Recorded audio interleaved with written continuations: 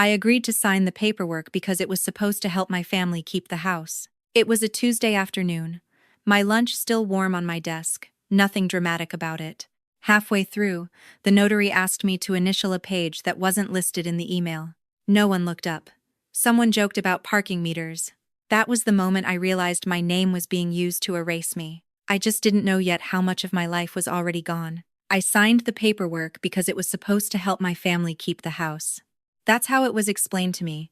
No drama, no pressure, just a favor, the kind you do without overthinking because you've done it your whole life. I was told it was temporary, procedural, something to get us through a tight spot. Nothing that would touch me directly. Nothing permanent. It was a Tuesday, early March, the kind of cold that seeps through your coat even when the sun is out. I remember because I'd microwaved leftover chicken and rice at work and eaten it at my desk, scrolling through emails while the clock crept toward 2. I had a meeting at 3. I didn't want to be late. The email came in at 1:47 p.m. Subject line, quick signature needed. No exclamation point, no urgency, just a PDF attached and a short message that said, "Can you swing by the office today? This needs to be notarized." I didn't even ask what office. I already knew. My aunt worked out of a small real estate firm near downtown, the kind with frosted glass doors and fake plants in the corners. I'd been there a dozen times before, dropped off mail, picked up keys, sat quietly in the waiting area while people talked around me instead of to me. I grabbed my coat, told my manager I'd be back in 30 minutes, and drove over. The parking meter took my last 2 quarters. I remember that because I hesitated before feeding them in, like part of me already knew I'd need them later. Inside, the office smelled like burnt coffee and copier toner. The receptionist nodded at me without standing up. She slid a clipboard across the counter and pointed to the highlighted tabs. "Just sign where it's marked," she said. I flipped through the pages, standing up. Dense paragraphs. Small print. The kind of language that looks important but means nothing when you're reading it in a hallway with your coat still on. I trusted them. That's the part that's hard to explain now. I trusted them because I always had. Growing up, I was the reliable one, not the loud one, not the impressive one. The one who showed up early, stayed late, filled in the blanks. If something needed handling quietly, it landed on me. That was my role. It had never occurred to me to question it. The notary came out from the back, a woman in her 60s with short gray hair and a cardigan buttoned all the way up. She checked my ID, stamped the page, and slid the clipboard back to me. "Initial here," she said, tapping a corner. I paused. The page number didn't match the index. It was off by 1, a small thing, easy to miss. I almost did. "This page wasn't listed in the email," I said, keeping my voice light. No one looked up. My aunt was laughing with someone in her office, door half open. The receptionist was scrolling on her phone. The notary adjusted her stamp and said, "It's standard." Standard, that word again, the word that ends conversations before they start. I initialed. The pen scratched a little at the bottom of the page. The ink was blue, not black. I noticed that, too. Not because it mattered, but because nothing else seemed to. Someone joked about the parking meters outside. I smiled at the wrong time, like I always did. Then it was over. I was back in my car 10 minutes later, hands cold on the steering wheel, feeling slightly embarrassed for having made a thing out of nothing. That's what I told myself. That I'd almost been difficult for no reason. I went back to work, took my meeting, answered emails, finished the day. Life went on. For a while. The house in question was a 2-story place on the edge of a quiet neighborhood outside Columbus, Ohio. Vinyl siding, narrow driveway, a maple tree in the front yard that dropped leaves everywhere in the fall. It had belonged to my grandparents. When they passed, it became a kind of shared responsibility, a family asset everyone talked about but no one wanted to manage. Property taxes had gone up, repairs were piling up, there was talk of selling, then talk of refinancing, then talk of a better structure. That's when I got involved. Not because I wanted to be, but because I was the only one who could handle the details. I worked in compliance. I knew how to read forms. I understood process. Or so everyone assumed. What no one said out loud was that I was also the easiest to ask. I didn't live in the house. I didn't stand to gain from it. I had my own apartment, my own bills, my own life, which made it simple, in their minds, to move pieces around me without worrying about resistance. Weeks passed. Then, months. I didn't think about that Tuesday again until late summer, when a letter arrived at my apartment addressed to a name I didn't recognize. It was close to mine, close enough that the mail carrier probably hadn't noticed the difference. One extra initial, one rearranged letter. I almost threw it away, but something made me open it. Inside was a notice from the county recorder's office. A standard form, black and white. No emotion in it at all. It referenced the house. And my name. Not as an owner, not as a beneficiary, as something else. I sat on the edge of my couch, letter in my lap, rereading the same paragraph over and over. The words made sense individually. Together, they didn't. There had been a transfer, a restructuring, a change in designation. One I didn't remember agreeing to. I told myself there had to be an explanation, a clerical error, a temporary filing, something that would be corrected with a phone call and an apology. That's what reasonable people expect. I called my aunt first. No answer. I texted, "Hey, got a weird letter about the house. Call me when you can?" An hour passed, then two. When she finally replied, it was just one sentence. "Don't worry about it. It's taken care of." That was the moment the room went quiet around me. Not loud, quiet. Not dramatic. Just the kind of silence you notice when the air conditioner shuts off and you realize how much noise it had been making all along. I stared at my phone, thumb hovering over the screen. Taken care of how? For who? I didn't send the message. Instead, I folded the letter back into its envelope and set it on the coffee table, lining it up with the edge the way I always did. A habit from years of trying to keep things neat when they felt anything but. That night, I lay awake longer than usual, replaying small moments I'd dismissed at the time. The extra page, the blue ink, the way no one met my eyes. I told myself I was being paranoid. I told myself I was tired. I told myself families didn't do things like this to each other on purpose. But something had shifted. I could feel it, even if I couldn't name it yet. A subtle change in weight, like a floorboard that suddenly dips when you step on it. The next morning, I logged into the county's public records portal. Just to reassure myself. Just to see the file. It took longer than I expected to find it. Different drop-down menus. Different search terms. When it finally loaded, I didn't understand what I was looking at. My name was there, but not the way it should have been. I sat back in my chair and exhaled slowly, the way I did when something at work didn't line up and I knew fixing it would take time. I wasn't panicking. Not yet. I was still operating under the assumption that the system, whatever it was, had made a mistake. What I didn't understand then was that the system was working exactly as designed, and that I had helped build it with my own signature. Before I understood what that signature meant, I need to explain who I was inside that family system. Because nothing that happened later makes sense unless you understand how natural it felt, at the time, for my name to be moved around without my permission. I'm not the oldest child. I'm not the youngest. I'm the one in the middle who learned early that attention was a limited resource, and the safest way to survive was to require as little of it as possible. I grew up in a ranch-style house on a quiet street outside Dayton, the kind of neighborhood where everyone mowed their lawns on Saturdays and waved without stopping. Nothing dramatic ever happened there. That was the point. My parents weren't cruel. That's important. They were practical, efficient, emotionally distant in a way that never felt intentional. Just habitual. They believed in keeping things running. Bills paid, doors locked, problems handled quietly. I absorbed that without question. By the time I was 10, I was making my own lunch. By 12, I was helping my grandmother organize her paperwork because no one else had the patience. By 16, I was the one who got called when someone needed a ride home from the airport or help filling out a form they didn't understand. "You're just better at this stuff," they'd say. What they meant was, "You don't complain." I carried that into adulthood without realizing it had become my identity. I moved to Columbus after college and built a career in compliance for a regional healthcare network.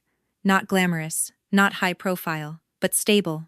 My job was to read policies, flag risks, make sure things were done correctly on paper. I lived in a one-bedroom apartment on the third floor of a brick building near a bus line. I paid my rent on time. I kept my receipts. I liked things clear. When people at work talked about leadership, they didn't mean people like me. They meant the ones who spoke up in meetings, who took credit, who didn't mind being wrong out loud. I stayed in my lane. I was good at it. I told myself that was enough. Family gatherings followed a similar pattern. My aunt, the one with the real estate office, was always the loudest voice in the room.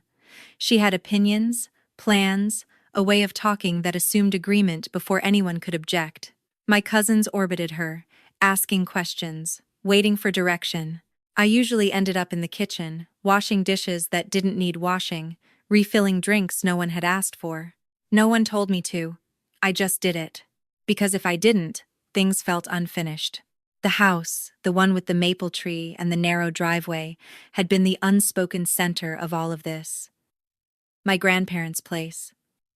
After they passed, it became a symbol more than a home. Everyone had memories tied to it. No one wanted responsibility. I never loved that house the way they did. I didn't grow up there. I didn't need it. Which made me, ironically, the perfect person to manage it. "You don't have any emotional attachment," my aunt said once, like it was a compliment. What she meant was, "You won't get in the way." So when the talk started about refinancing, about restructuring ownership, about protecting the asset, I listened. I asked reasonable questions. I read the emails. I offered to help organize documents. That's how I ended up signing that paperwork on a Tuesday afternoon. Not because I wanted control, because I thought I was preventing chaos. Looking back, there were signs I ignored because they didn't fit the story I believed about myself. Like the way conversations about the house happened without me, then circled back only when something needed my signature, or how decisions were described as already made by the time they reached me. Or how often I heard, "This is just easier if you handle it." Easier for who? I didn't ask. At work, I was trained to notice patterns, but at home, I mistook familiarity for safety. That letter from the county recorder should have jolted me awake. Instead, it slipped neatly into a file folder on my coffee table, alongside old insurance statements and tax documents. I told myself I'd deal with it after things calmed down. They never did. Over the next few weeks, small things started to change. Emails I used to be copied on stopped, including my address. When I asked for updates, I got summaries instead of details. When I offered to review documents, I was told it wasn't necessary. "You've done enough," my aunt said once. "Let us handle it from here." It sounded generous. It felt like relief. But relief has a way of hiding loss. I noticed it one evening when I tried to access a shared drive that used to house all the house-related files. The password didn't work. I tried again. Still nothing. I emailed the office administrator, assuming it was a glitch. Her reply came an hour later. "Your access was removed after the restructuring. You shouldn't need it anymore." Shouldn't need it. That phrase lodged somewhere deep in my chest. I went for a walk that night, circling my block even though it was already dark. The air smelled like cut grass and exhaust. A couple argued quietly on a stoop across the street. Somewhere, a TV played too loud through an open window. Everything looked normal. That's what made it unsettling. Because inside me, something was starting to feel misaligned, like a picture hung slightly crooked that no one else seemed to notice. I started replaying past conversations with new ears. The way my aunt had insisted I sign quickly. The way the notary hadn't explained the extra page. The way everyone had assumed my compliance instead of asking for it. I thought about my job, about how often I warned departments that clarity mattered, that consent had to be informed, that process without transparency was just control wearing a suit. I wondered how I'd miss that at home. Then came the phone call. It was a Sunday afternoon. I was folding laundry when my cousin called, her voice tight, rehearsed. "Hey," she said. "I just wanted to give you a heads up." "About what?" "There's been some talk. About you. About the house." I sat down on the edge of my bed, a clean towel slipping from my hands. "What kind of talk?" A pause. "Nothing bad," she said quickly. "Just that you're not really involved anymore. That it's better this way. Cleaner. Cleaner. Like a line item removed from a spreadsheet." I asked her who had said that. Another pause. Longer this time. I don't want to get in the middle, she said. I thanked her anyway and hung up. That was the first time it occurred to me that this wasn't about the house at all. It was about rewriting the story of who I was in relation to it. Not excluded. Not kicked out. Reassigned. I stood up and went to my desk, pulling open a drawer I rarely used. Inside were old notebooks from work, legal pads filled with notes from audits I'd conducted over the years. I flipped through one absent-mindedly, my handwriting familiar and precise. Margins, arrows, dates, evidence. I stopped. For the first time since that Tuesday, I felt something other than confusion or discomfort. I felt clarity. If this was a system and it was then, it followed rules. And if it followed rules, it left records. I didn't know yet what I was going to do with that realization. I didn't have a plan. I wasn't angry enough for that. But I understood something fundamental in that moment. I wasn't imagining the shift. I was living inside it. And whatever had been done with my name, it hadn't been an accident. There were rules in my family that no one ever said out loud. They didn't need to be spoken because everyone behaved as if they were obvious, like gravity. You didn't question them any more than you questioned why objects fell when you dropped them. You just adjusted your posture and learned how to live without getting hurt. One of those rules was that decisions happened elsewhere, not at the table where everyone sat.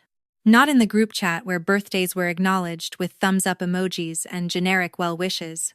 Decisions happened in side conversations, in offices with doors half closed, in phone calls that took place before you knew there was anything to discuss. By the time information reached you, it arrived as fact. Another rule was that involvement was not the same as authority.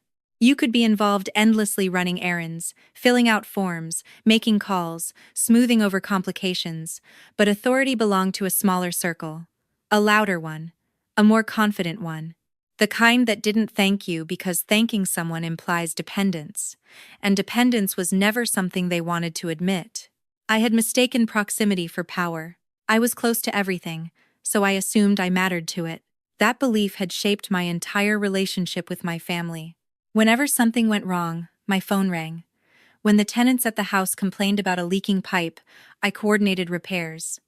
When the tax bill was confusing, I called the county. When the insurance company sent letters no one wanted to read, they landed in my mailbox. "You're just good at this," my aunt would say, handing me another envelope. And I was. I didn't miss deadlines. I didn't lose paperwork. I didn't make scenes.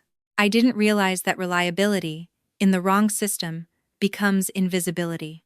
There were moments, even before the signature, when I should have noticed the imbalance. Like the time I suggested we consult an attorney before making changes to the property structure, and my aunt laughed. "We don't need to involve outsiders," she said. "This is family." Or the way my questions were always answered with reassurance instead of information. "Don't worry about it. We've got it covered. It's never meant to come. This is standard." Standard for whom? I didn't ask because asking would have disrupted the role I'd been cast in. The helpful one, the calm one, the one who made things easier. And ease, I had learned, was currency. As long as I provided it, I was welcome. As soon as I stopped, I would be inconvenient. That understanding settled over me slowly, like dust you don't notice accumulating until it dulls everything it touches. The changes after the letter weren't dramatic. That's what made them effective. I wasn't confronted. I wasn't accused. I wasn't told to step back. I was simply no longer included. Conversations continued without me. Plans moved forward. Documents were signed. And when my name appeared, it was in places I hadn't expected, performing functions I hadn't agreed to. I started to see it clearly then. The system didn't need me gone. It needed me redefined.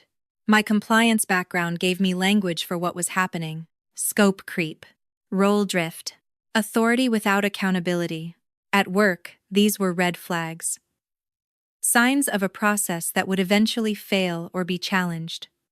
We trained people to document, to clarify, to slow things down when they felt rushed.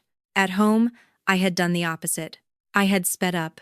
I had smoothed edges. I had signed quickly. The house became the focal point of this quiet shift. I heard about decisions secondhand. A refinance completed. A new account opened. A management company hired. When I asked why I hadn't been looped in, the answer was always the same. We didn't want to bother you. As if my involvement had been a favor they were relieving me of. One afternoon, I stopped by the real estate office unannounced. I told myself I was just in the neighborhood, that I wanted to say hello. The receptionist looked surprised to see me. "Oh," she said, glancing toward the back offices. "I didn't know you were still involved." Still involved. I smiled politely and said nothing. I sat in the waiting area, watching people come and go, listening to phones ring, doors open and close.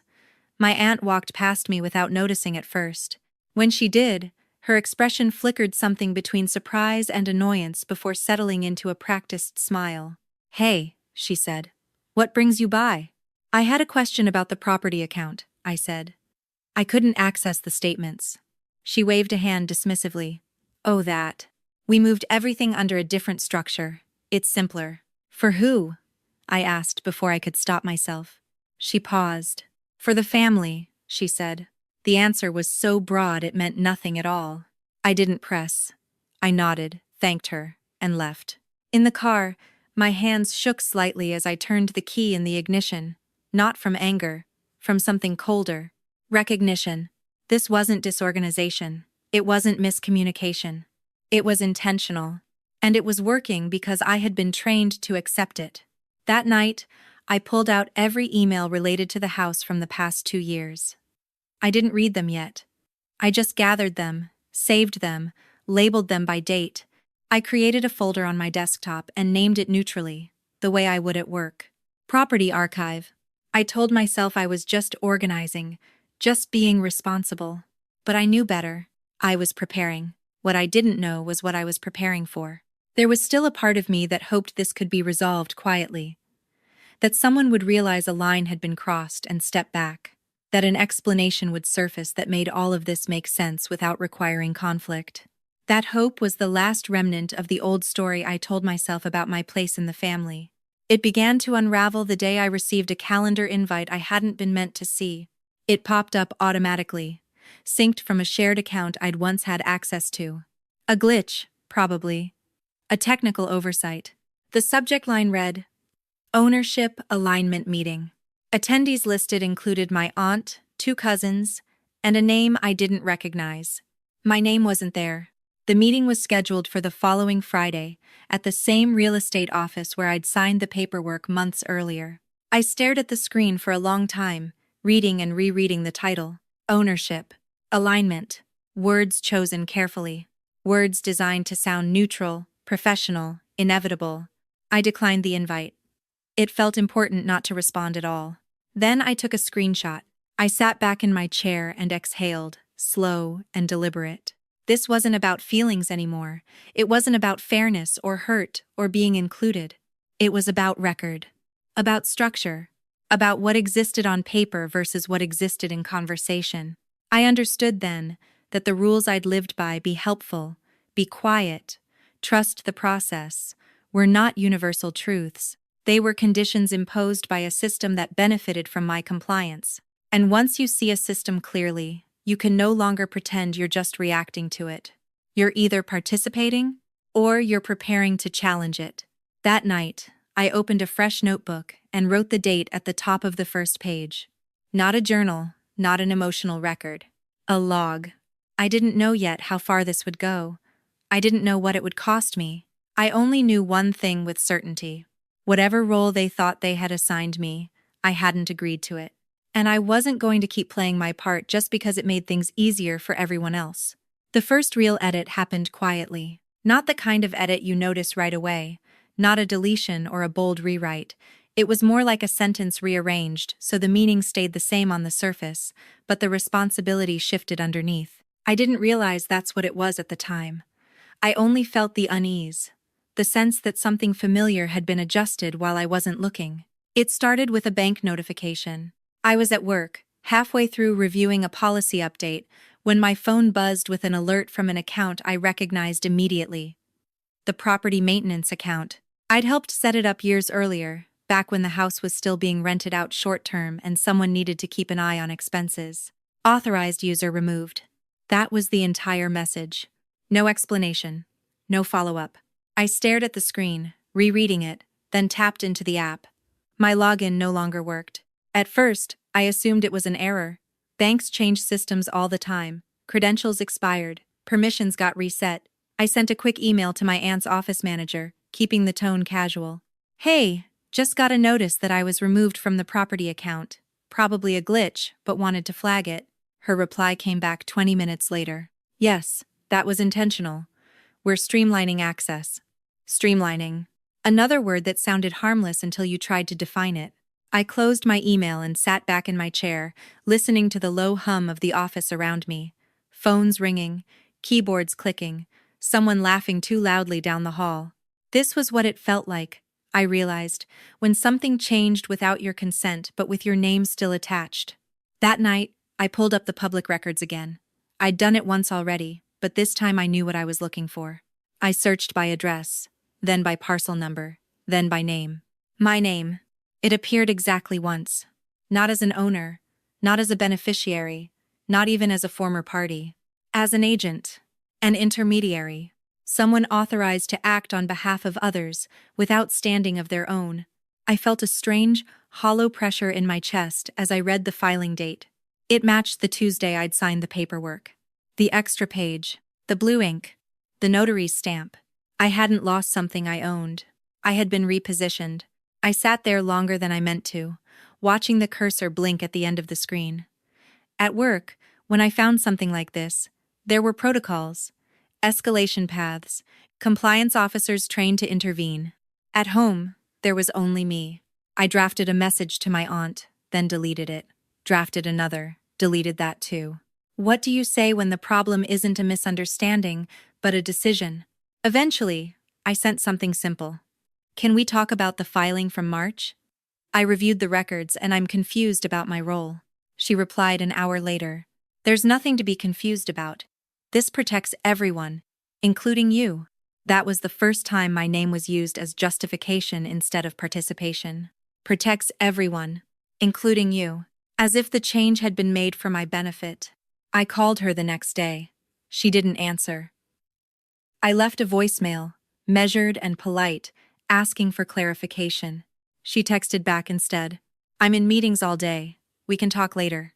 Later never came. Instead, what came were explanations delivered through other people. My cousin mentioned, casually, that it was probably better. I wasn't on the account anymore. Less liability, she said. My uncle nodded along at a family dinner, adding that these things were complicated and best left to professionals. Professionals who didn't include me. Every conversation circled the same conclusion. This was normal. This was smart. This was done. And the more I listened, the more I realized something unsettling. No one thought they had done anything wrong. From their perspective, the system had been optimized. Roles clarified, risks minimized. My discomfort was collateral. The edit became visible in other places too. Mail stopped arriving at my apartment. Notices that used to come to me were redirected elsewhere. When I asked about a property tax update I'd always handled, I was told it had already been taken care of. By someone else. I wasn't being cut off abruptly. I was being phased out. At work, we called this de-scoping. You removed responsibilities gradually, so there was no disruption, no resistance. I wondered who had taught them that.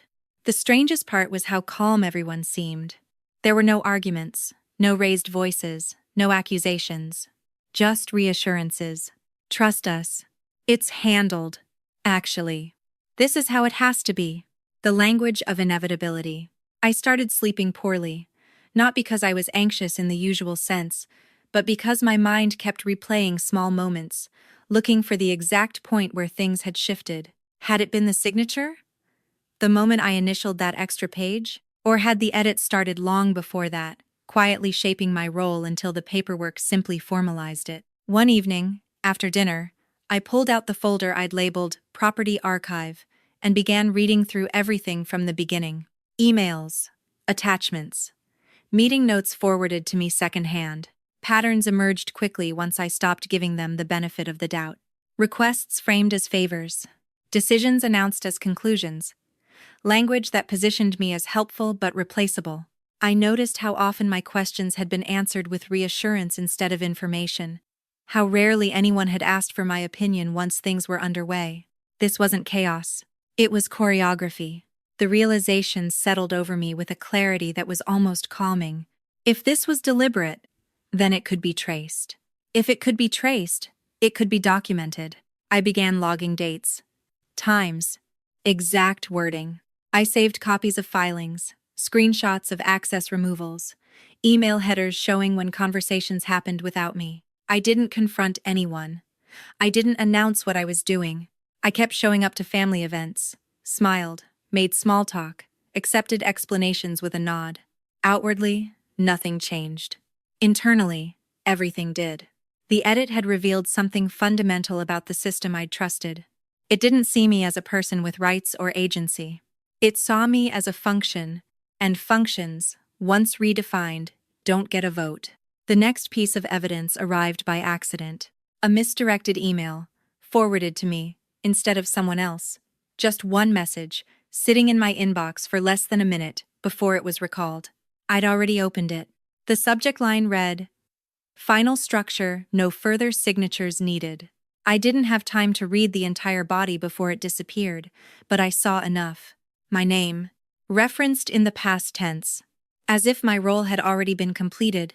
I stared at my inbox, heart steady, hands still. That was the moment I stopped hoping for clarification. Whatever they were building no longer required my participation, which meant I had only two choices: accept the edit, or start correcting the record. I closed my laptop and stood up, walking to the window of my apartment.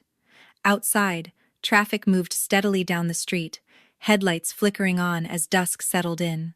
Life, apparently, had no problem continuing. I pressed my palm against the glass and took a slow breath. The first edit had been made without my consent. It wouldn't be the last, but it would be the last one I didn't notice. After the first edit, life continued as if nothing had happened. That was the most disorienting part. I still went to work every morning, still answered emails, still stopped at the same grocery store on the way home and bought the same brand of coffee because it was on sale and tasted fine. The world didn't react to what I'd discovered. No alarms went off. No lines were drawn. On the surface, everything was normal. And that normalcy almost convinced me to let it go. There's a particular kind of pressure that comes from routine. When days stack on top of each other without interruption, they create the illusion that nothing urgent is happening. That whatever feels wrong can be addressed later, when there's more time, more clarity, more certainty. I told myself I was overreacting. I told myself families make messy decisions all the time. I told myself I didn't actually lose anything tangible. I didn't live in the house. I didn't depend on it financially. I wasn't being evicted or disinherited or publicly humiliated. This wasn't dramatic enough to justify escalation. That logic was persuasive because it sounded reasonable. So, I let weeks pass. I attended a family birthday dinner where the house came up briefly in conversation, discussed as if it were an abstract concept rather than a physical place I'd spent years managing. I smiled, nodded, listened to plans being described that I had not been asked to contribute to. No one looked at me to confirm details. No one asked for clarification. I wasn't offended. I was unsettled. At work, I caught myself applying the same analysis I used professionally to my personal life. Observing, categorizing, assessing risk. I knew the signs of a failing process. I knew what it looked like when accountability had been diffused so thoroughly that no one could be held responsible. That's when small things started to slip. A utilities bill went unpaid for a month longer than usual. A repair was scheduled twice and never completed. The property management company sent a notice about missing documentation. I heard about these issues indirectly, through complaints, through passing comments. Each time, my instinct was to step in and fix it, to make a call, to smooth the problem away.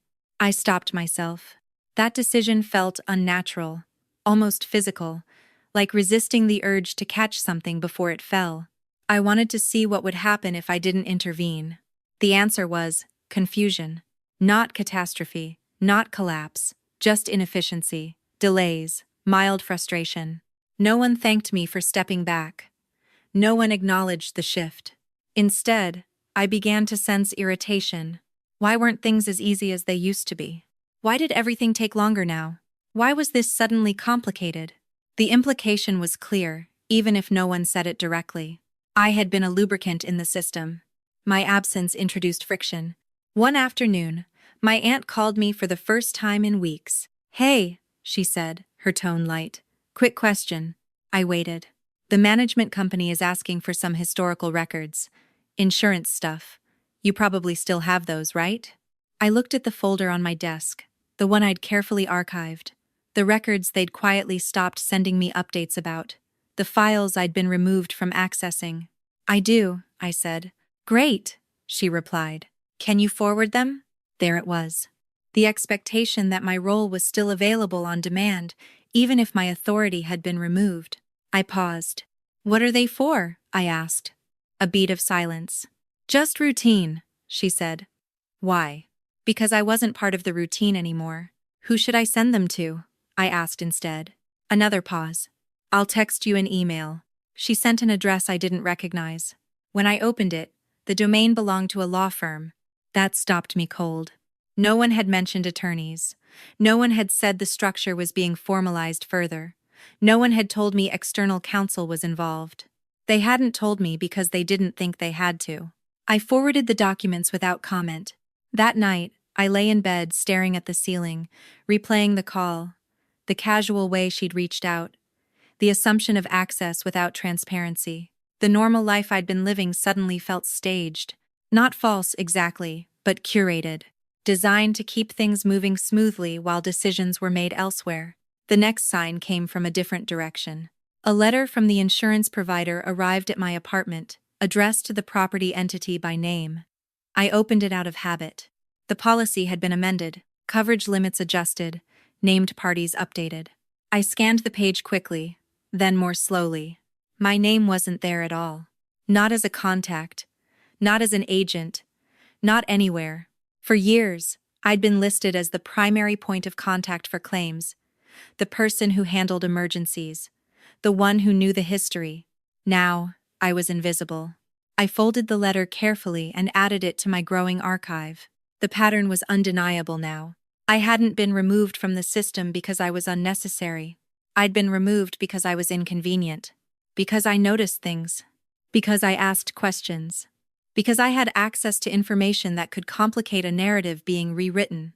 Still, no one confronted me. No one said, "We're cutting you out." They didn't need to. They simply acted as if the change had always been this way. This was the quiet power of normalization.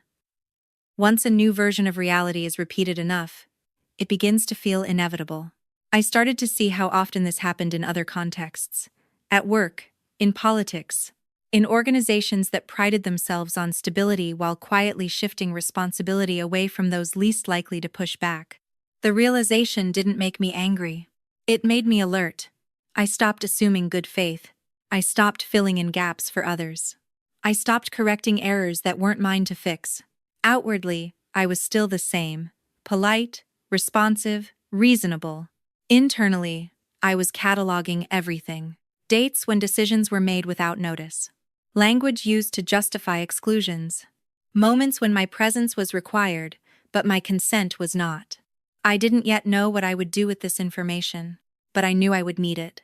The false calm didn't last. It never does. One evening, as I was getting ready for bed, my phone buzzed with a notification from the county recorder's portal. I'd set up alerts weeks earlier, more out of curiosity than intention. A new filing had been posted. I opened it. The document was short, procedural, dry, but the implications were not. The property entity had been amended again, ownership percentages adjusted, management authority consolidated. Everything I'd suspected was now on paper. Final. I sat down on the edge of my bed, the phone heavy in my hand. This wasn't maintenance. This was consolidation. And it had been happening steadily, quietly, while I'd been living my normal life, telling myself nothing urgent was happening. The calm hadn't been peace. It had been cover. I realized then that waiting for clarity was no longer an option. Clarity had already arrived. I just hadn't wanted to accept what it meant. The system had moved on without me, which meant if I wanted to understand it or challenge it, I could no longer pretend I was still part of its inner circle. The false calm was over. Something was coming next. And whatever it would require more than patience to face it. The discovery didn't arrive with drama. There was no confrontation, no explosive email, no confession delivered in a trembling voice. It arrived the way most irreversible things do, through a document you almost don't open because you assume you already know what it will say. I was at my desk at home on a Saturday morning, laptop open, coffee cooling beside me. The county recorder's portal was still pulled up from the night before. I hadn't closed it because some part of me didn't want to give myself the comfort of pretending this could wait. The new filing sat there in a list of PDFs, stamped with a date and time. I clicked it. At first glance, it looked like every other amendment I'd reviewed over the years. Formal language, defined terms, paragraphs that seemed designed to exhaust rather than inform. But I wasn't reading casually anymore. I read it the way I read risk disclosures at work, slowly, line by line. Looking not for reassurance but for impact. Halfway down the second page, I stopped. The language was careful, almost elegant. It described a consolidation of authority, a clarification of roles, a removal of redundancies. Redundancies, that was the word they used. In that moment, I understood something that had been hovering at the edge of my awareness for weeks. This wasn't about excluding me from a property. It was about transferring responsibility without accountability. The document formally named a managing member. It granted signing authority. It outlined decision-making power. And it did something else. It retroactively referenced prior filings, my filing, and reframed them as transitional, temporary, supportive. The word agent appeared again, this time followed by language that limited liability. My role, on paper, had been to absorb exposure. I felt the room tilt slightly, like standing up too fast. This wasn't just an edit. It was a design. They hadn't erased me because I was unnecessary. They had used me because I was useful. And now that the structure was complete, I was no longer required. I scrolled back up and checked the signature pages. The dates aligned perfectly. The extra page I'd initialed. The amendment that followed. The removal of access. The consolidation filing. Each step built on the last. It was clean, efficient, legal. I leaned back in my chair and stared at the ceiling, my coffee forgotten. At work, when we discovered something like this, when a system had been deliberately structured to shift risk onto someone without their informed consent, we had procedures, investigations, compliance reviews, corrective action plans. At home, there was only silence. I didn't cry. I didn't feel angry in the way I'd expected to. What I felt was recognition. This was the same pattern I'd seen dozens of times professionally, just wearing the familiar face of family. The same assumptions. The same language. The same reliance on someone's goodwill to cover structural imbalance. The only difference was that this time, the someone was me. I downloaded the document and saved it to my desktop. Then I opened a fresh folder and labeled it carefully. Filings final. I printed the PDF, something I almost never did anymore, and laid the pages out on my kitchen table. There's something about paper that forces you to confront reality. You can't minimize it. You can't close the window and pretend it isn't there. I traced the paragraphs with my finger, following the logic. This wasn't fraud in the way people imagine fraud. No forged signatures, no hidden accounts. It was consent shaped by omission, authority implied through familiarity. Trust leveraged as a tool.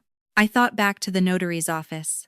The casual atmosphere, the joke about parking meters, the way no one explained the extra page because explanation would have required slowing down. And slowing down would have given me the chance to say no. I folded the papers and placed them back in order, stacking them neatly. My phone buzzed on the counter. A text from my aunt. "Did you see the filing? Everything's finalized now. We can all relax." Relax. I stared at the word until it blurred. I typed a response, then deleted it. Typed another. Deleted that too. What could I say that wouldn't be dismissed as emotional, as overreaction, as sour grapes? This was the trap of being the reasonable one. Once you're labeled that way, any objection feels like a deviation. Instead of replying, I opened my laptop again and pulled up my archived emails. I searched for the original message that had asked me to sign the paperwork. Quick signature needed. I opened the attachment. There it was. The same document. the extra page buried in the middle. I compared it to the finalized filing line by line. The language matched. They hadn't added anything later. They had planned it from the beginning. That realization settled over me with a heaviness that had nothing to do with surprise and everything to do with clarity. This wasn't something that had gotten out of hand. It had gone exactly as intended. I closed my laptop and stood up, pacing the length of my apartment. The space felt smaller than usual, the walls closer. Every instinct told me to call someone, to explain, to seek validation. I didn't. I knew how those conversations would go. They'd tell me I was misunderstanding, that I was reading too much into it. They'd remind me that no one had meant to hurt me. Intent, I'd learned, was often used to erase impact. Instead, I did what I always did when something mattered. I documented. I created a timeline, dates, filings, communications, access changes. I noted when I'd been removed from accounts, when documents stopped being shared, when attorneys entered the picture. I didn't editorialize. I didn't speculate. I just recorded facts. By the time I finished, the sun had shifted in the window, casting long shadows across the floor. Hours had passed without me noticing. I sat down and read through the timeline once more. There it was. A complete narrative. Not emotional. Not subjective. Just a sequence of actions that told a story no one had bothered to explain to me. I wasn't panicking anymore. I wasn't even angry. I was focused. Because now that I understood what had been done, I also understood something else. They believed this was over. They believed the structure was locked. They believed I would accept the role they'd assigned me and move on quietly, grateful to have been protected. They had miscalculated one thing. They had assumed I wouldn't read closely, that I wouldn't recognize a system when I saw one, that I wouldn't know what to do with evidence. I picked up my phone and opened my calendar. The ownership alignment meeting, the one I'd declined weeks earlier, was marked as completed. No notes, no follow-up. But another event was listed for the following month. A public records review session. Routine, administrative. The kind of thing no one worried about because it was usually a formality. I stared at the date, then at the timeline I'd built. For the first time since this began, I felt something shift in my favor. Not hope. Preparation. They had finished building their structure, which meant it was time for me to decide what to do with the truth I now had. And this time, the decision would be mine alone. Silence, I learned, is not the same as surrender. For most of my life, I had treated silence as something passive, a default setting, the absence of conflict. If I didn't speak, things stayed calm. If I didn't object, people assumed agreement. Silence kept relationships intact, even if it meant parts of me went unacknowledged.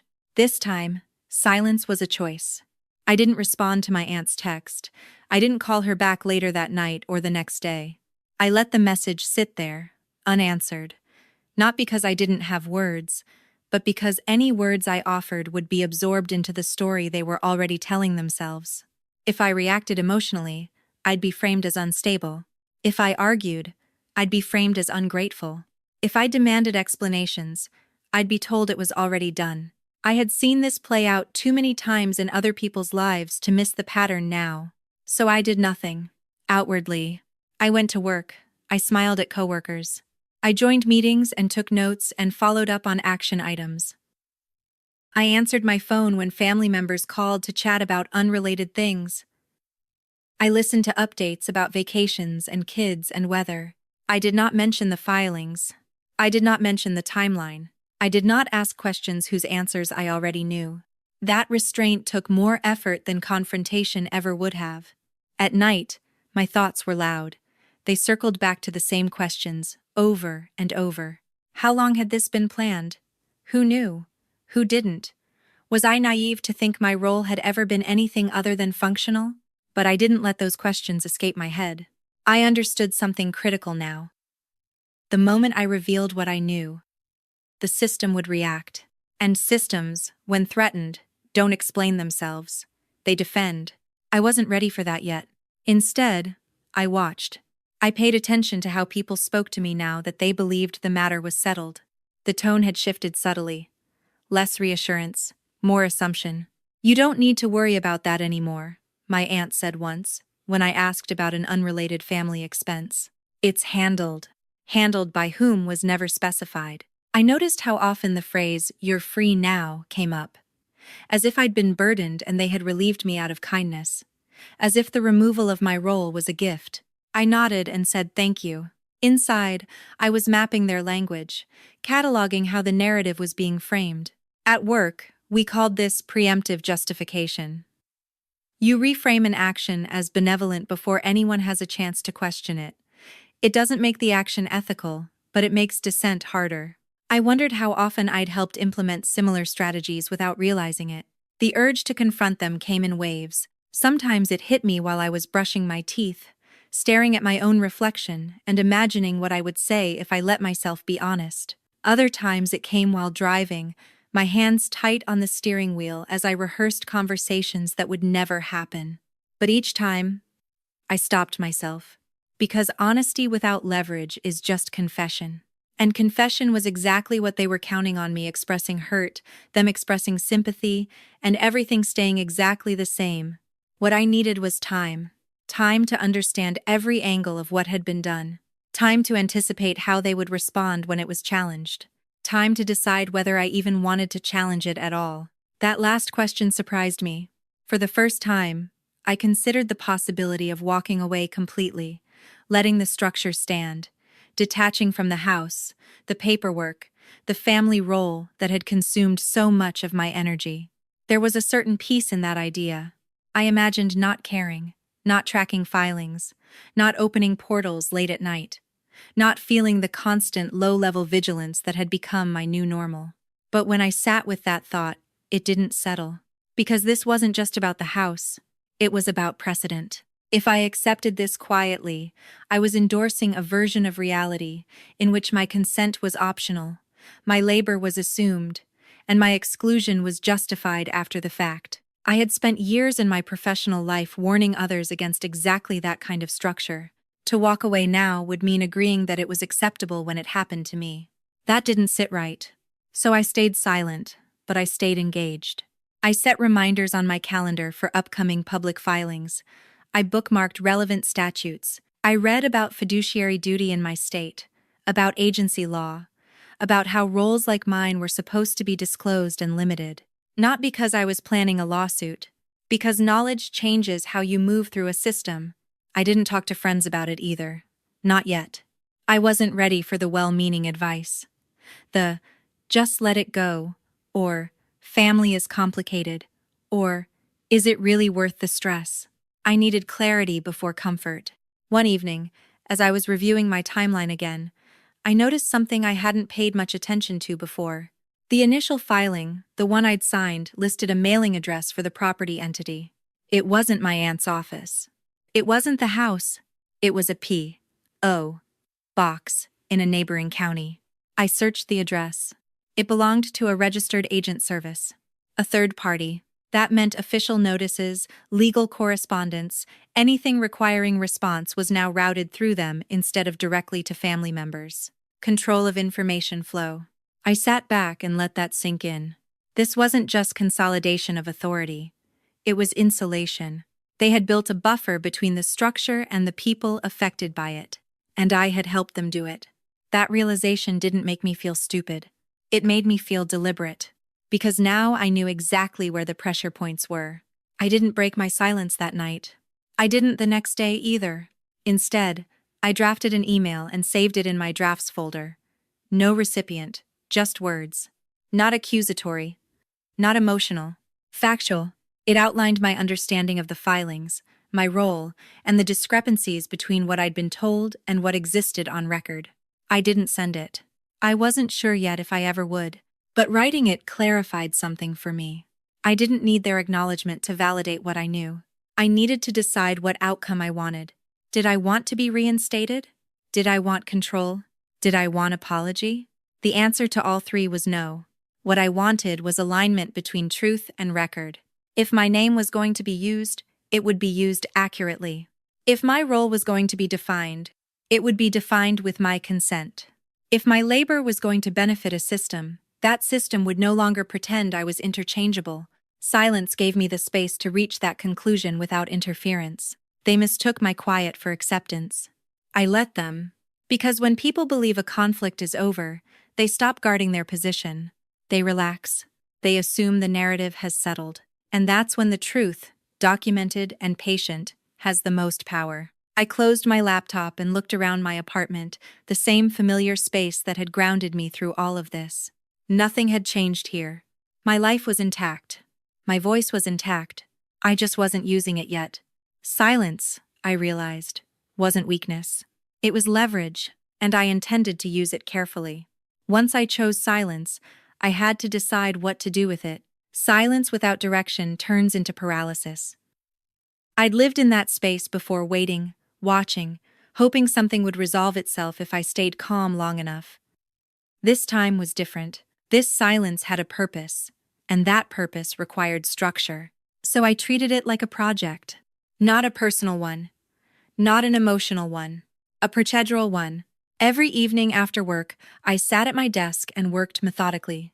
No music. No distractions. Just the soft hum of my laptop and the occasional click of a pen against the notebook I now kept open beside me at all times. I started by rebuilding the story as if I were an outsider. Not my story. The story. Who initiated the changes? When authority shifted? What documents enabled that shift? Who benefited? Who absorbed risk? When you remove yourself emotionally, patterns sharpen. I created a spreadsheet, dates in one column, actions in another. Supporting documents linked where possible. I didn't label anything as betrayal or manipulation. I didn't speculate about motives. I stuck to verifiable facts. That discipline mattered. It kept me grounded. It also protected me from the temptation to rush. At work, we warned against premature escalation all the time. You don't act until you understand the full system, because once you do, your options narrow. People stop volunteering information. Language becomes defensive. Doors close. I needed doors to stay open a little longer. The next step was understanding my role precisely, not how it had been described to me, but how it existed in law. I spent hours reading statutes I'd skimmed in the past: agency law, fiduciary duty, disclosure requirements, the difference between consent and authorization. It became clear quickly that my role, as documented, carried obligations without corresponding authority. That imbalance wasn't accidental. In my professional life, we called that a red flag, something regulators paid close attention to, something that could unravel an entire structure if examined closely enough. But I wasn't thinking about regulators. Not yet. I was thinking about leverage. One night, after several hours of reading, I realized I was missing something: context. The filings told me what had been done, but not why it had been structured this way instead of another. That question led me somewhere unexpected.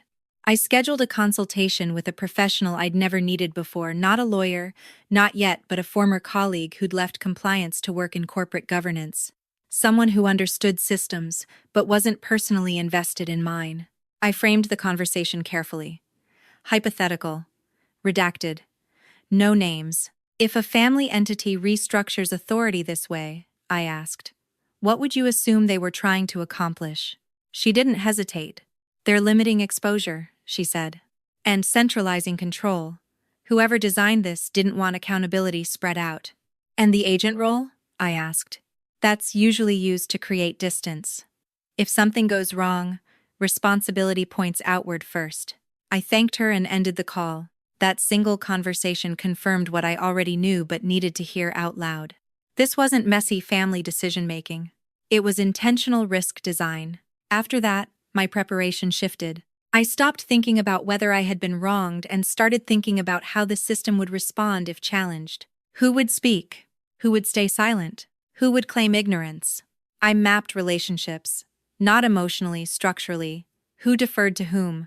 Who handled communication? Who avoided specifics? I noticed that the loudest voices were rarely the ones signing documents, that authority was concentrated but visibility was diffused. Classic. I also noticed something else. No one had asked me, directly, whether I agreed with the final structure. They assumed silence meant consent. That assumption was going to matter later. I began drafting statements, not messages, not confrontations, but records. Plain language summaries of my understanding of the situation, written as if they might one day be read by someone with no prior context. I didn't accuse, I clarified. I used phrases like, based on my review of public filings, and to ensure alignment between record and understanding. The language felt familiar, professional, controlled, safe. I saved each draft with a date, then closed it without sending. Meanwhile, the system continued operating without me. I heard updates secondhand. A refinancing completed. A contractor hired. A management decision reversed and then reinstated. Each time, I noted the inconsistency. Each time, I resisted the urge to step in. That restraint wasn't easy. There's a particular discomfort in watching something you once managed drift into inefficiency and knowing you could fix it in a single phone call.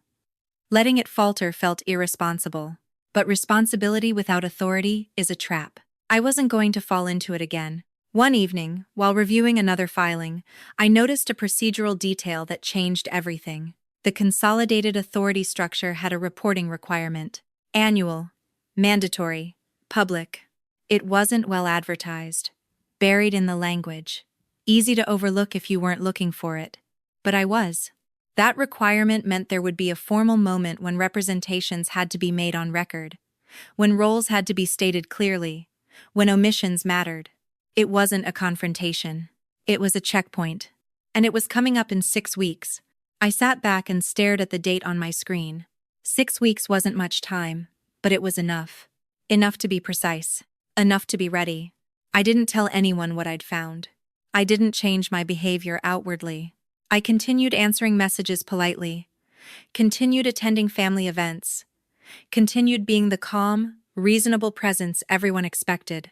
But internally, something had shifted. I wasn't waiting anymore. I was positioning. The last piece of preparation came from an unexpected place. A casual conversation with a neighbor, of all people, while we waited for the elevator in my building. He mentioned, offhandedly, that he'd recently attended a county review session for a nonprofit board he sat on. They're usually boring, he said. But once in a while, someone asks a question that changes the whole tone of the room. That sentence stayed with me. I didn't need to make a statement. I didn't need to accuse. I just needed to ask the right question. One that forced alignment between what was being said and what existed on paper. That night, I refined my notes. I reduced pages of documentation into a single, clean summary. One timeline, one discrepancy, one clear point of clarification. Not emotional, not personal, accurate. I read it out loud once, listening for anything that sounded reactive or speculative. I adjusted wording until it didn't. When I finished, I closed the notebook and sat quietly for a long time. I thought about the cost of what I was doing. Not financially, not legally. Relationally, I knew that once I spoke, even calmly, even professionally, things would change. People who had relied on my silence would feel exposed. The narrative they'd been telling themselves that everything was settled, that I was fine, would no longer hold. I also knew I couldn't unknow what I knew. Preparation had given me clarity. Clarity had given me resolve. This wasn't about reclaiming control. It was about refusing to be misrepresented. I turned off the light at my desk and went to bed. For the first time in months, my thoughts didn't race. The system was built. The record was clear. And soon, without raising my voice or breaking my silence too soon, I would ask the question that required an answer. Everything after that would unfold on its own. The public moment didn't feel public at first. There was no stage, no spotlight, no sense that anything consequential was about to happen. It took place in a windowless conference room on the 3rd floor of the county administration building, the kind of room designed to make everything feel procedural and forgettable. Fluorescent lights, beige walls, a long laminate table with too many chairs pushed around it. I arrived early, not out of nerves, but habit. I checked in at the front desk, signed my name on a clipboard, and took a seat near the end of the table. I wore what I always wore to work, dark slacks, a neutral blouse, flat shoes. Nothing that drew attention. Nothing that suggested confrontation.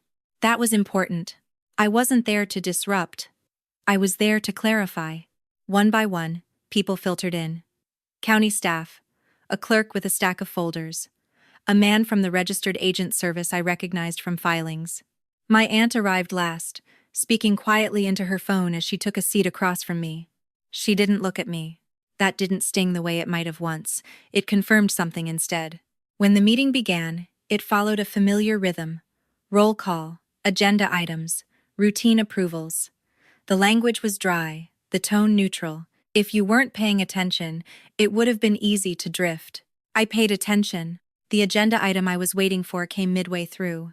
A clerk announced the annual reporting requirement for consolidated property entities and began distributing copies of the summary report. I accepted mine and placed it neatly in front of me. The managing member, my aunt, was invited to speak. She stood, smoothed her jacket, and launched into a practiced explanation of the structure. Efficient. Confident.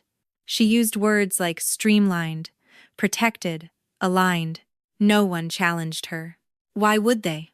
On paper, everything appeared in order. As she spoke, I noticed how comfortable she looked, how relaxed. This was her environment. This was what she'd prepared for. I waited. When she finished, the clerk asked if there were any questions or clarifications. The room was silent for a beat. Then I raised my hand. It wasn't dramatic, just a small movement. A signal. My aunt's head turned sharply toward me, surprise flashing across her face before she masked it. For the first time since this began, our eyes met. Yes, the clerk said. I stood, holding the summary document loosely in my hands. I'm listed here as an agent in the transitional filings referenced in this report, I said calmly. I just want to clarify how that role is being represented going forward. The clerk nodded, flipping through her copy. Your name appears in prior documentation, she said, but not in the current structure. That's correct, I replied. What I'm asking is whether the record reflects that my authorization was limited to specific administrative actions and not ongoing liability. The room shifted. Not audibly. Subtly. People leaned forward. Pens paused mid-note. The clerk looked up at me, then at the registered agent representative. That would depend on the disclosures made at the time of filing, she said carefully. I have copies of those disclosures, I said, placing a single document on the table. They don't specify duration or scope beyond the initial transaction. There it was. Not an accusation, not a demand. A discrepancy. My aunt opened her mouth to speak, then closed it again. She glanced at the representative beside her, who was suddenly very interested in his papers. The clerk accepted the document, scanned it quickly, then set it aside. Thank you, she said. We'll need to review this. The words were polite. The implication was not. For the first time, the narrative slowed. The rest of the meeting continued, but the tone had changed. Conversations were more deliberate, language more cautious. When the agenda concluded, no one rushed to leave. I gathered my things calmly, sliding my notebook into my bag. As I stood, my aunt finally spoke. Can we talk? She asked, her voice low. Not right now, I said evenly. This seemed like the appropriate forum for clarification. I didn't wait for her response. In the hallway outside the conference room, I leaned against the wall for a moment, letting the hum of the building settle around me. My heart was steady. My hands were still. I hadn't raised my voice. I hadn't embarrassed anyone. I had simply placed truth back into the record. That was enough. My phone buzzed almost immediately. A text from my aunt. You blindsided me. I looked at the message, then slid the phone back into my pocket without replying. Blindsiding requires surprise. What I had done was reveal something that had been hidden in plain sight. I walked out of the building into the afternoon light. The sky was overcast, the air heavy with the promise of rain. People moved past me on the sidewalk, wrapped up in their own routines, unaware that anything had shifted at all. And yet, something had. By the time I reached my car, 2 more messages had come in. We could have handled this privately. You didn't need to make it public. Public. That word again. As if the filings themselves weren't already public records. As if the system hadn't relied on that invisibility to function. I drove home in silence, the radio off, my thoughts clear. I hadn't won anything. There had been no verdict, no apology, no dramatic reversal. but the structure they'd built now had a visible fault line. And fault lines don't disappear once they're acknowledged. That evening, an email arrived from the registered agent service. Polite, formal, requesting clarification on my role and any limitations that should have been noted previously. I replied with a single sentence. Please refer to the original authorization documents attached. I attached the same page I'd initialed months ago. The extra page. The blue ink. The next day, the county clerk followed up, confirming that the record would be reviewed and, if necessary, amended to reflect accurate scope and consent. Accurate. That word mattered. I didn't tell my family what was happening. I didn't need to. The system was responding now. Slowly, methodically. The way systems always do once attention is applied. A week later, I received a revised filing notice. My name was no longer referenced at all, not as agent, not as intermediary, not as anything. The liability I'd been absorbing quietly had been reassigned. The insulation they'd built had cracked. I sat at my desk, reading the notice twice, then closed the window. This wasn't the end. I knew that, but it was the turning point. Because from this moment forward, nothing about the structure could pretend I had consented to something I hadn't. The truth was on record now, and whatever came next, it would have to account for that. The twist wasn't what anyone expected, including me. For weeks after the filing was amended, people behaved as if the story had reached its conclusion. The paperwork was corrected, the record aligned with reality. My name was no longer being used in ways I hadn't agreed to. From the outside, it looked clean, resolved. That's usually where stories like this end. The wrong is acknowledged quietly. The injured party steps back. Everyone exhales and moves on, pretending nothing important was exposed. That's what my family assumed I would do. They assumed that once the risk was removed from my shoulders, I would disappear again. That I would take the correction as a win and retreat into silence, grateful not to be involved anymore. In their minds, this was mercy. They were wrong. The truth was, I had no interest in reclaiming what I'd lost. I didn't want control over the house. I didn't want authority within a structure that had already shown me exactly how it treated consent, and I didn't want an apology that would inevitably come wrapped in justifications. What I wanted was something else entirely. I wanted the rules to stop changing in private. I didn't announce that intention. I didn't need to. It became clear the next time my aunt called. Her voice was different. Careful. Measured. We need to talk about how things work going forward, she said. I agreed to meet her at a coffee shop halfway between our homes. Neutral territory. Public, but not performative. She arrived early this time. Stood when I walked in. Offered to buy my drink. Small gestures, strategic ones. We sat across from each other, hands wrapped around paper cups, steam curling up between us. I didn't realize how much responsibility you'd been carrying, she began. We should have communicated better. I nodded. That wasn't untrue. It also wasn't enough. She continued, outlining a revised plan. A committee, regular updates, transparency measures, all the right words, all the right concessions. What she was offering was inclusion. What she expected was closure. I listened until she finished, then set my cup down. I don't want a seat at the table, I said. She blinked, clearly thrown off. I don't want to be involved in managing the property, I continued. And I don't want authority or oversight.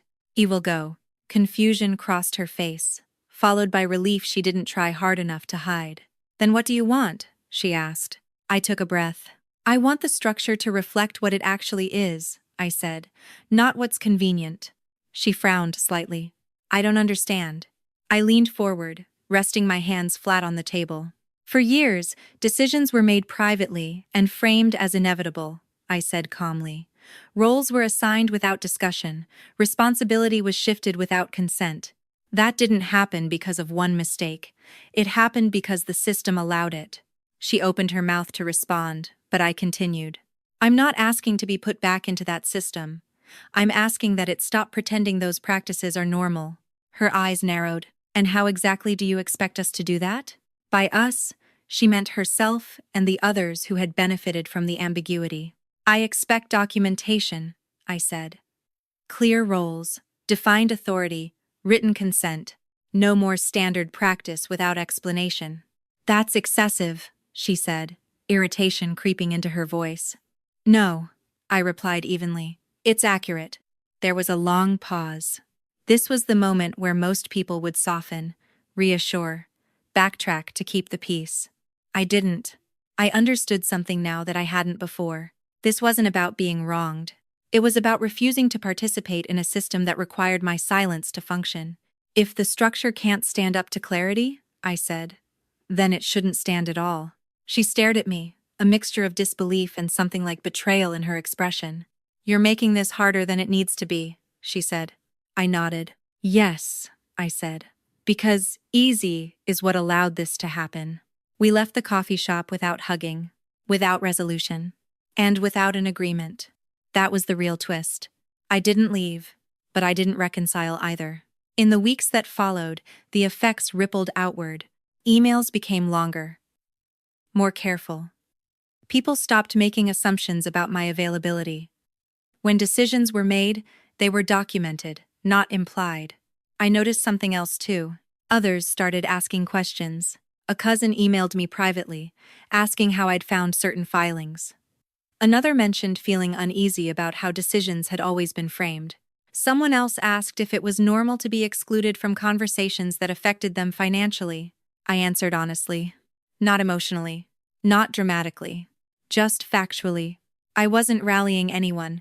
I wasn't trying to build a coalition. I was simply no longer absorbing discomfort on behalf of the system. And systems don't like that. Family gatherings changed. I was still invited, but the tone shifted. Conversations were more guarded. Jokes that used to land easily now fell flat. People watched their words around me, unsure whether I would challenge something they'd always gotten away with saying. It was uncomfortable. Not because I'd done something wrong, but because the unspoken rules were no longer reliable.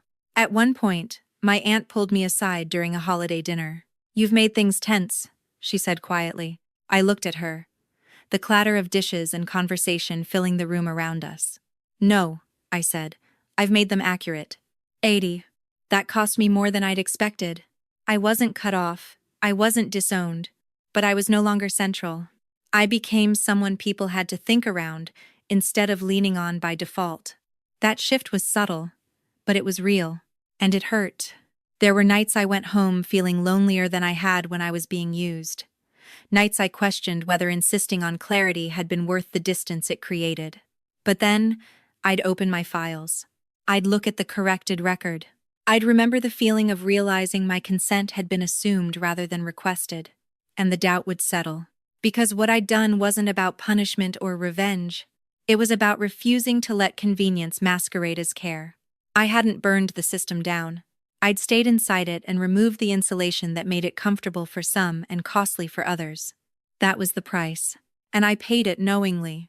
The final realization came quietly one evening as I sat alone in my apartment, reading through an email thread where a decision was being discussed openly, with everyone CC'd, questions asked, assumptions challenged. It wasn't efficient. It wasn't smooth, but it was honest.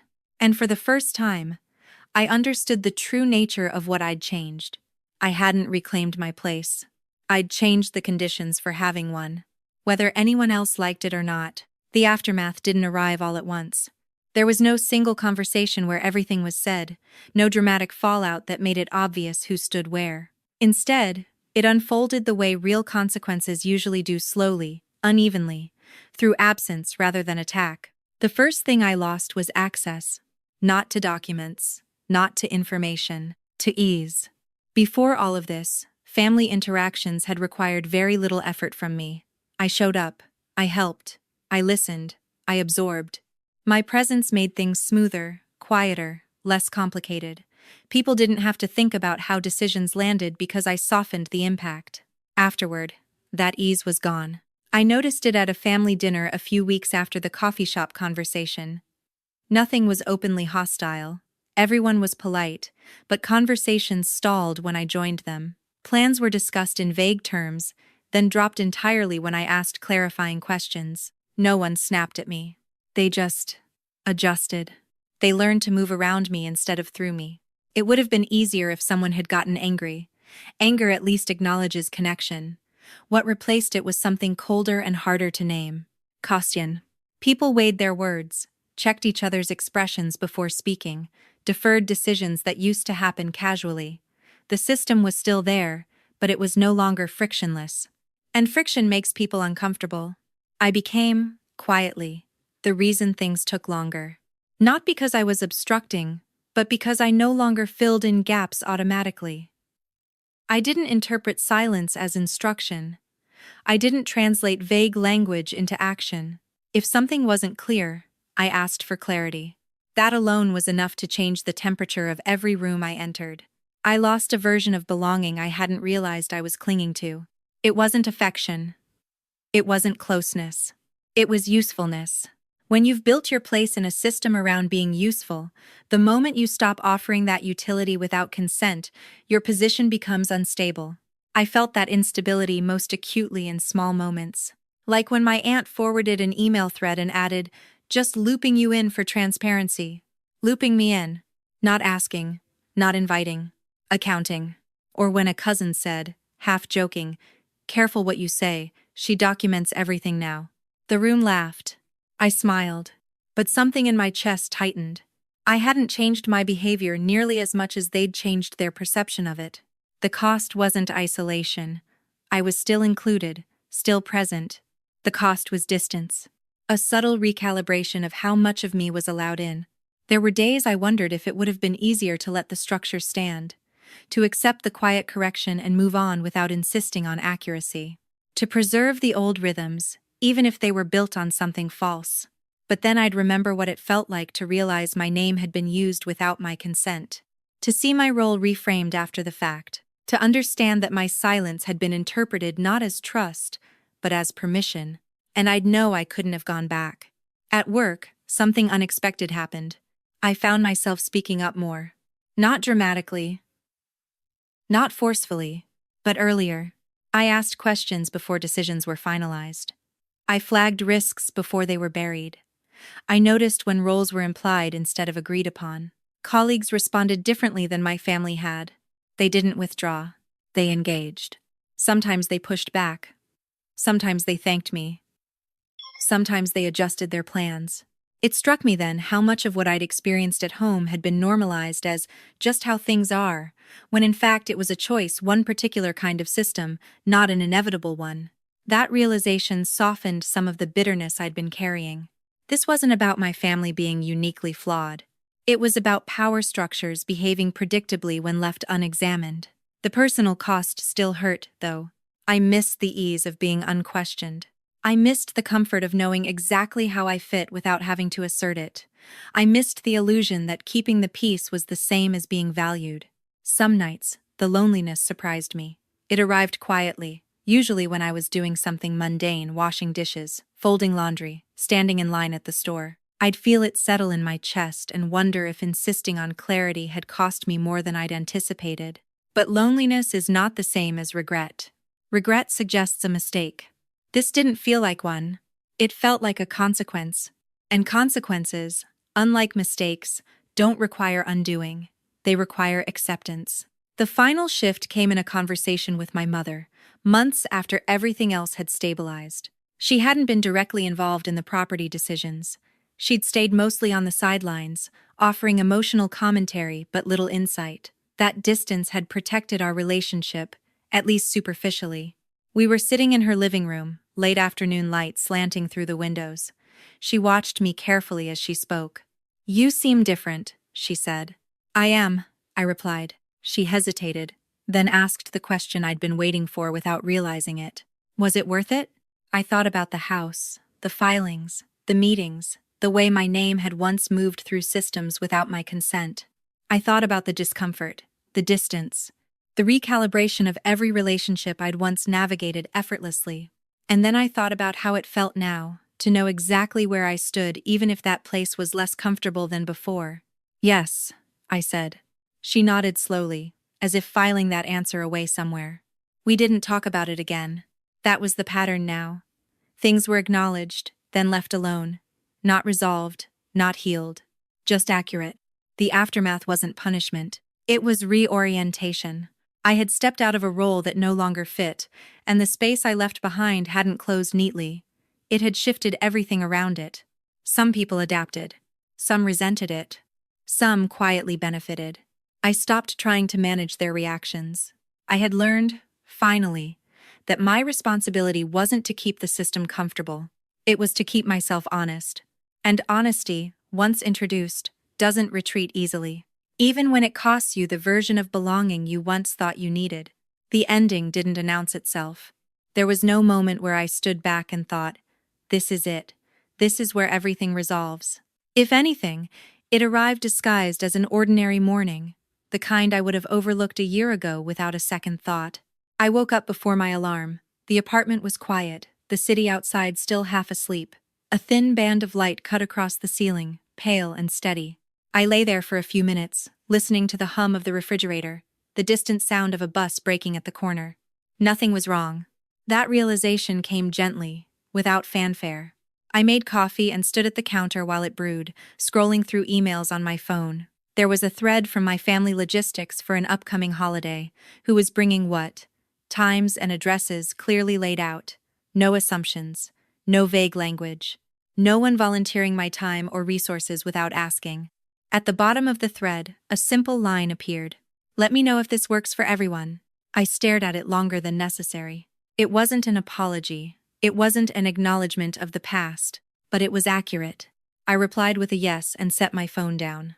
That was when I noticed something else. The absence of urgency.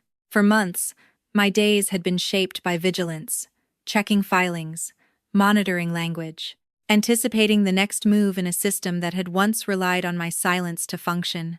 Even after everything stabilized, some part of me had stayed braced, waiting for another shoe to drop. That morning, the bracing was gone. I wasn't relieved. Relief implies escape from danger. I was settled. I dressed for work, grabbed my bag, and stepped outside.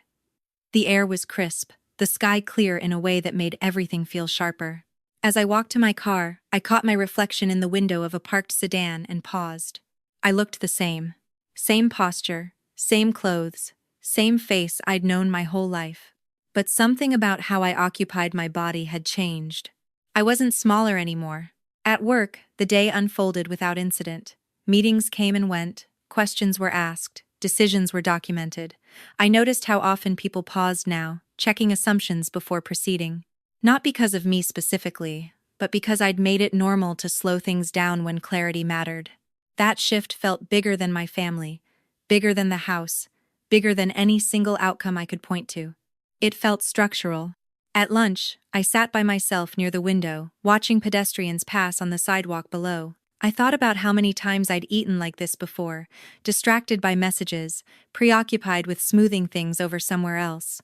Today, I ate and watched and finished my coffee. No multitasking. No managing invisible responsibilities. Just presence. In the afternoon, an email came in from the registered agent service. Routine. Informational. A confirmation of compliance updates for the upcoming year. My name was not mentioned. I read it, archived it, and moved on. That might seem insignificant, but it wasn't. There was a time when being included, being CC'd, being referenced, being looped in felt like proof that I mattered, that my absence would be noticed, that my contribution was essential. Now, I understood something more precise. Being correctly excluded was a form of respect. It meant the system no longer depended on my unpaid labor, my unspoken consent, my willingness to absorb ambiguity for everyone else's comfort. It meant the boundaries I'd drawn were holding. That evening, I stopped at the grocery store on my way home. The aisles were crowded, carts squeaking, overhead music playing too loudly. I moved through it all calmly, picking up what I needed without rushing. At the checkout, the cashier asked if I wanted a receipt. Yes, I said, automatically. I folded it and slipped it into my bag, a habit I'd developed years ago and never broken. Documentation. Not because I expected something to go wrong, but because I valued accuracy. At home, I cooked dinner and ate at the small table by the window. Outside, the sky darkened, city lights blinking on one by one. I thought about the version of myself who would have been replaying conversations in her head, wondering if she'd said too much or not enough. That version felt distant now. Not erased. Integrated. Later, I opened my laptop and reviewed the final timeline one last time, not out of necessity, but closure. The dates, the filings, the corrections, all of it laid out cleanly. Then I closed the file. I didn't delete it. I didn't need to. Some records aren't meant to be erased. They're meant to be kept, quietly, as reference points. Proof not of injury, but of growth. Before bed, I checked my phone one final time. A message from my cousin sat unread, sent earlier that day. I've been thinking about what you said a few months ago, about consent. It helped me see some things differently. I stared at the screen, then typed a brief response. I'm glad. I didn't elaborate. I didn't need to. I set the phone down and turned off the light. As I lay in the dark, I thought about how much had changed without any dramatic conclusion. No courtroom victory. No public reckoning. No moment where everyone agreed on the lesson. And yet, the shift was undeniable. I hadn't walked away from the system.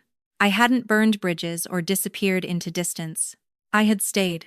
And by staying, by insisting on alignment between truth and record, consent and action, I had changed the conditions of belonging. It wasn't comfortable. It wasn't clean. But it was real. The system no longer ran on my silence. And I no longer needed it to. Sleep came easily. Not because everything was perfect, but because, for the first time, nothing in my life required me to pretend otherwise.